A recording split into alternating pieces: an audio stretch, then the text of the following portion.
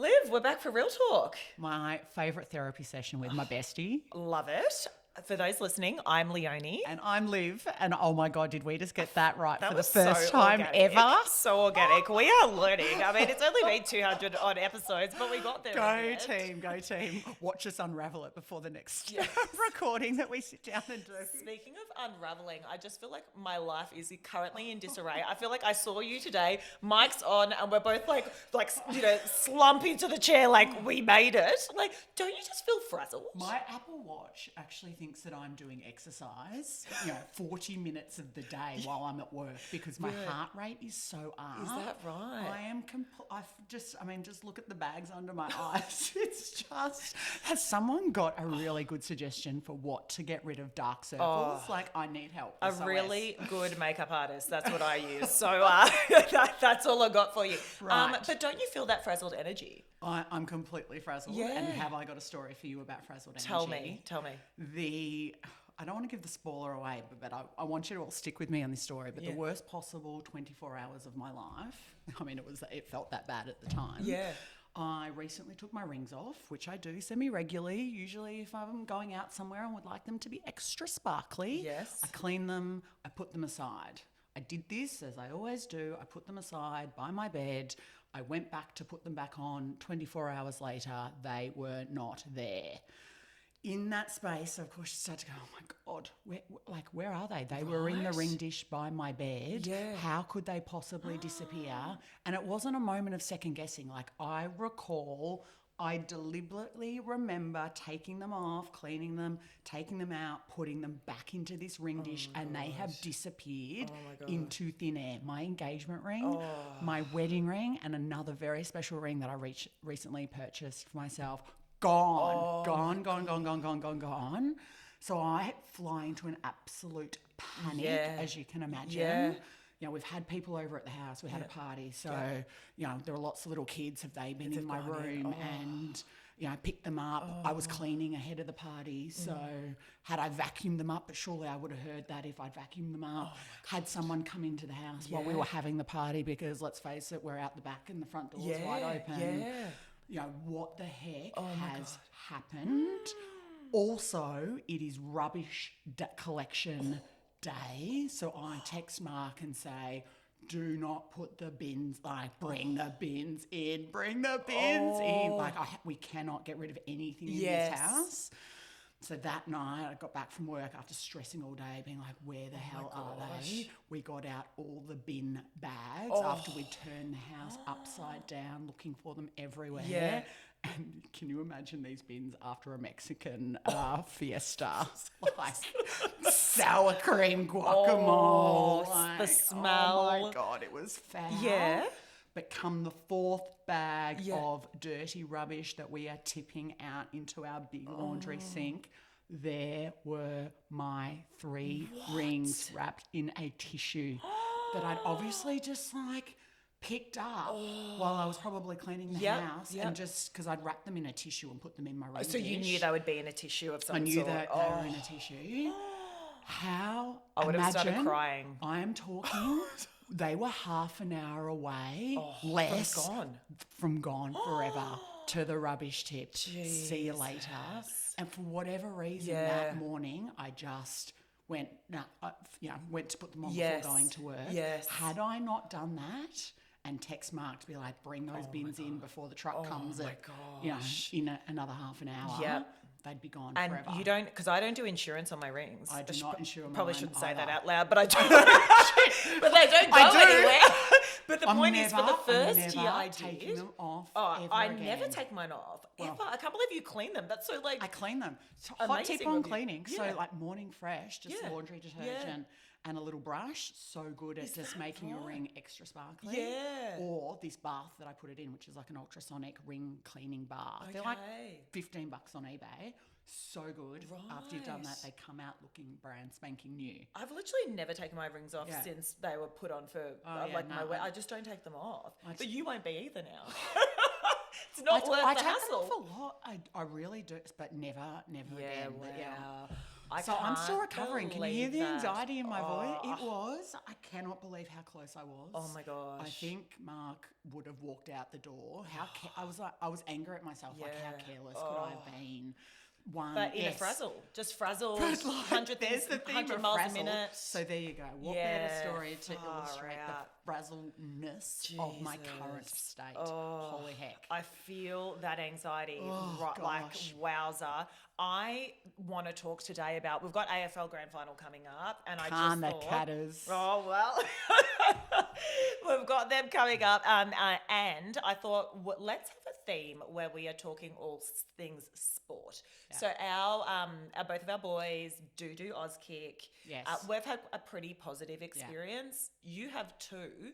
Yeah. But tell us some of the shadow side of all of this. I've been really taken aback by, I like that term, the shadow side. I mean, so Tommy is the same age as Noah. They are 6, nearly 7. Yep. So this is under 7s. It's kind of the trial round before they go into under 7s next year.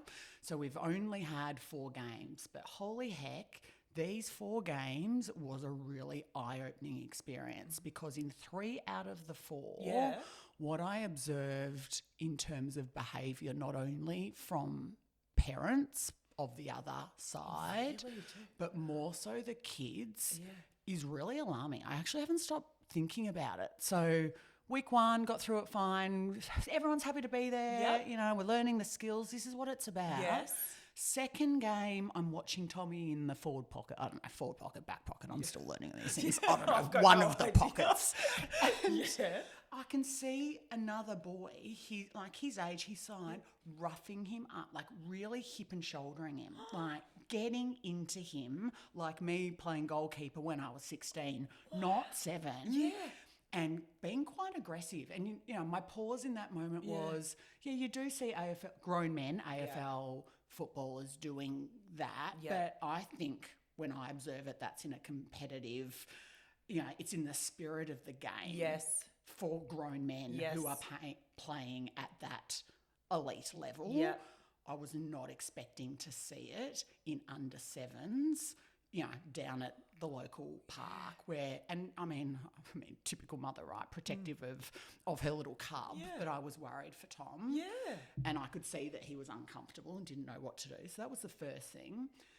Second, the next game, so now we're game 3, we're watching some of the other kids. So this is a different team. Okay. And I could see that there's a bit of spraying going on with the other team and our team. What's a spray? Just some words being said. I could also see our coaches who at this level are on the ground moving over to where, both of the teams are congregating. Okay. And our coach, a father of one of the boys on the team, came over to us and said, I've just had to tell this kid off for saying, I'll beep, rip your arms and legs off. You beep, beep, beep are going down. Like, can you, they're 7. Are you joking? They're 7. So they're like, we're going to rip your arms and legs off. I shouldn't laugh. We're going to rip, you're going down, and with the profanities too. Oh my God. So this dad was like, can you stand on that side to kind of just supervise? I'm sitting there going, okay, last week the hip and shouldering. Yeah. Now this kind of language. Wow. Where is this coming from? Yeah. It's like, nor do I think that I was hoping that maybe these are isolated situations, but to have that out of 2 games, the last game, so, oh my God, another team, this was more, and I am that parent on the side who's like, come on, get in there, give it a crack. The coach on this team was absolutely yelling at these are trial games. This is just like learn the sport. They don't even really, they don't keep score. I actually think you're right. They don't keep score. It's just about learning front, middle, back line, He is laying into his kids every time they miss something or don't defend or get in that pocket or yelling, like screaming. Like, where's your effort? Like, literally, and I'm just sitting there going, what the hell? Oh my gosh. So it's been playing on my mind for a while because one, of interest are these isolated issues. 2, when we're talking about levels of domestic violence in this country and behaviour around masculinity and sports culture. I for the first time was shocked and went, oh my God, is this where it starts? But, you know, and I mean, a lot of local footy clubs are doing really incredible things in men's leadership and, you know, respect towards women. But I don't know why I'm connecting the dots, but I was so alarmed at kind of the level of, aggression? Aggression is the right word. Yeah.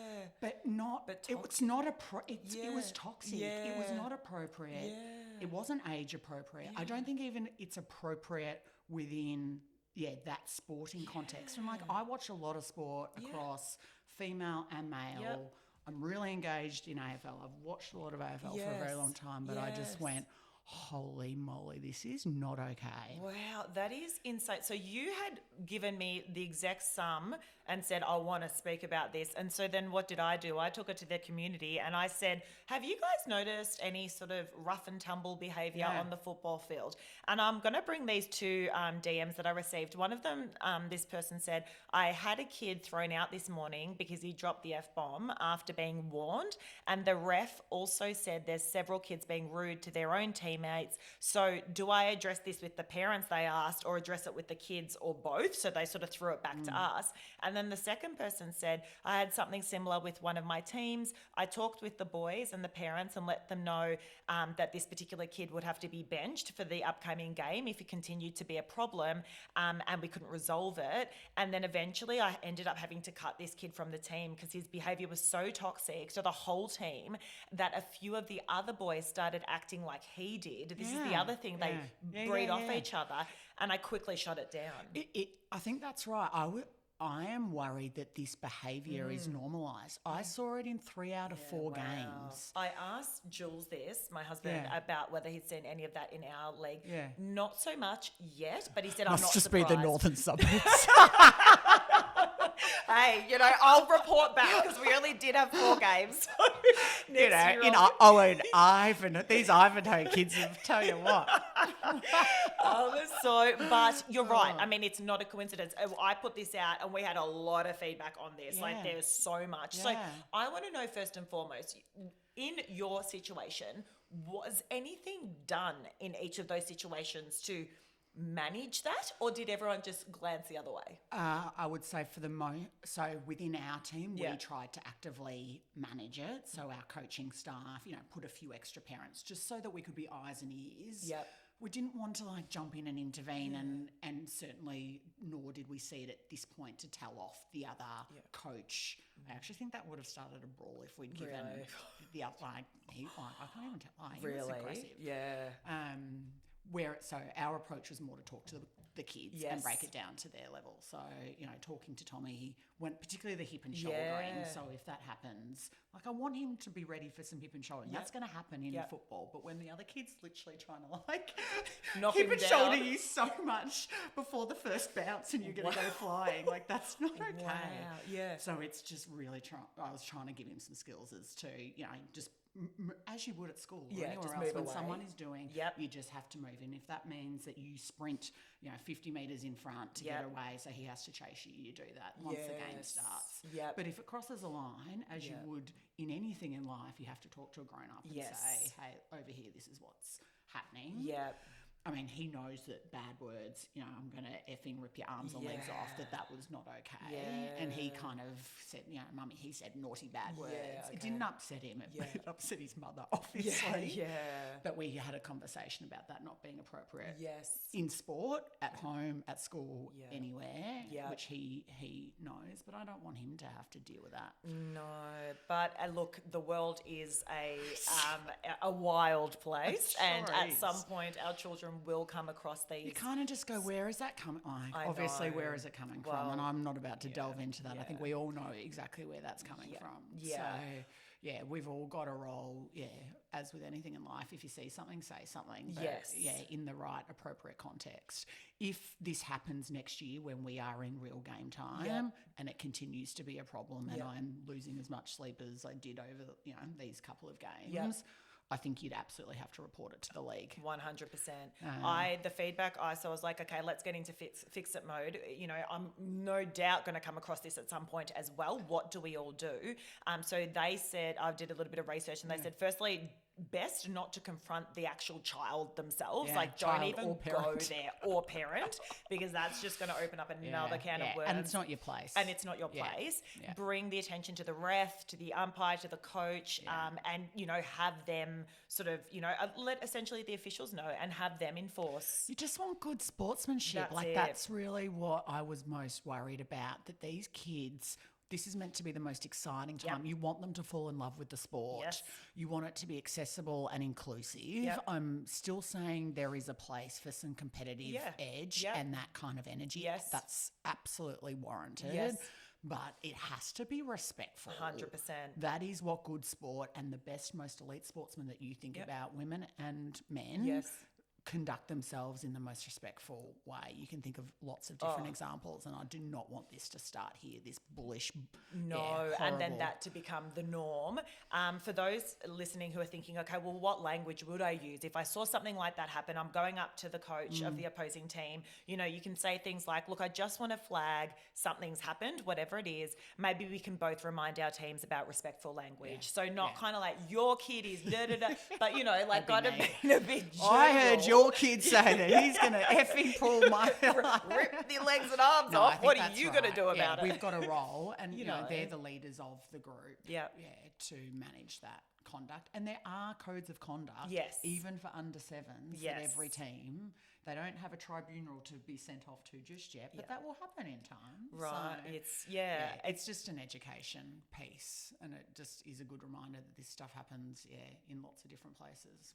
And also having a chat to, similar to what you did, having a chat to your own players, your own team, and sort of saying, look, that's how they behave over there. We don't behave that way, and sort of reinforcing the way we like to behave.